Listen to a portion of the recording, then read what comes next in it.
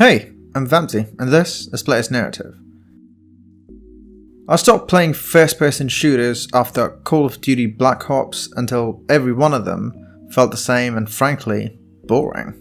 Hiding behind covers and pop-shooting enemies with recoverable health and no innovation in level design or new mechanics, I got bored.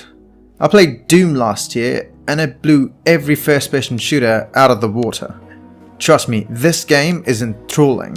With the upcoming Doom Eternal, which is probably going to up the ante for the first-person shooters, I'd be remiss if I didn't cover Doom's push-forward combat. Let's start with the original Doom, which came out in 1993 that I never played until now, but the entire internet says it's the OG first-person shooter. So when I played the new Doom, I expected a rehash of the original, maybe with a few tweaks and graphical upgrades. But Doom 2016 is made by id Software, the OG developers, and is one of the best combat loops I've seen in a while. Right off the bat, your character moves with high speed and mobility. You move with the same speed in all directions with context-sensitive environmental prompts and extra vertical agility for enhanced traversal. Doom uses an old trick in first-person shooter book to guide the players to look for exits or progress with subtle lighting cues, like the Argentale level with the green lights, just like how Tomb Raider games use white ledges and Naughty Dog games use yellow ledges. Your guns have no iron sights except for one or two, and there's no regenerating health.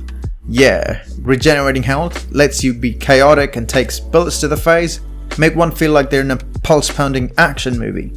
But Doom does achieve this without sacrificing your speed or momentum.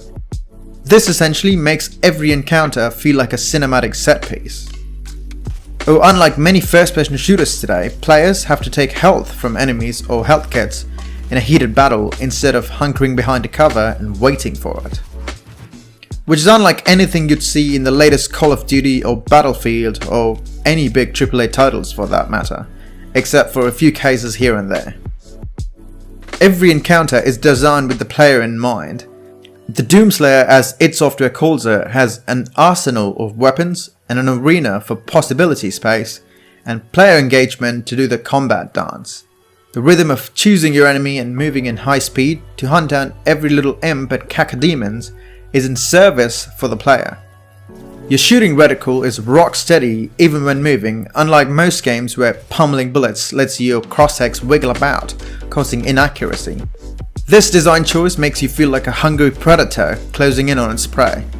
Enemies have projectiles instead of hit-scan weapons, which, quick reminder, is when enemies shoot you in line of sight and you take damage. Projectiles, on the other hand, can be dodged like the imp's fireball. Every intricate enemy element is designed to keep the player moving, like how enemies miss shots when moving and no imps rush you down as you do so. Enemies don't come to fight you, you're the one taking the fight to them. Every finishing move is a melee finisher like glory kills, which reward players with a health drop every time. This makes the player more aggressive and feel like a badass. Even if you run out of bullets, Doom has an array of weapons at your disposal, and because there's no reload with weapons, you're made to think as you move to choose the right weapons for the situation. Not only that, but every enemy possesses a unique set of moves and a certain amount of damage resistance that determines their respective danger and priority levels in the heat of a battle. As a result, the player must carefully plan out their strategies for each and every foe. Like the Pinky Demon, who's like a freight train zeroing in on you, but his armor on the front makes it harder to kill at once, but sidestepping for a second and shooting him in the back will quickly put him in a stagger state to go for the glory. It never puts you in a tight corner where you run out of bullets, as it lets you have a chainsaw, which has a satisfying kill animation to drop heaps of ammo. So use it wisely. This keeps the momentum going, just like when you're playing FIFA and switch to another player preemptively when you pass the ball. Doom is all about celebrating the player and making them think while doing so. Enemies are designed to be simple and understandable by the players. This sense of knowing what an enemy does lets the player make decisions without room for dealing with unpredictable enemy behavior. It also has an infighting mechanic which makes these two guys go at each other and only attack the player when in range.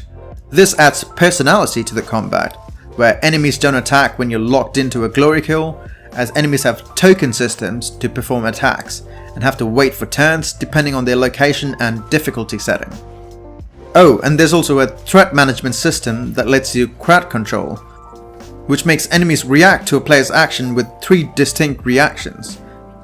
There's twitch, where an enemy's aim is interrupted but doesn't slow them down.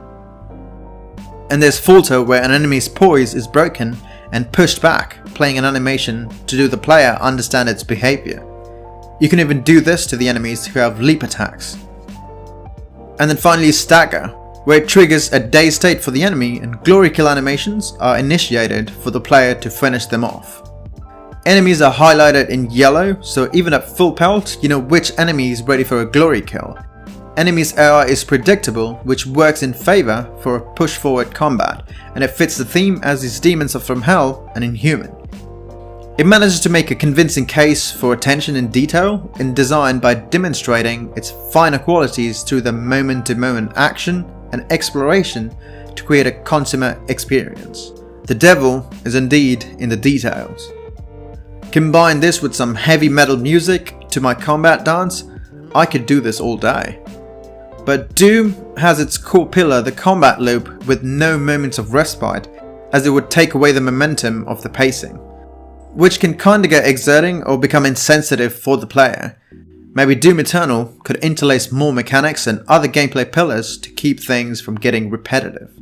Let's hope that more developers would take cues from id Software and come up with a new way to play. Hey, thanks for watching. Do consider subscribing if you wish to support my channel, and like the video if you did. I'll see you in the next one.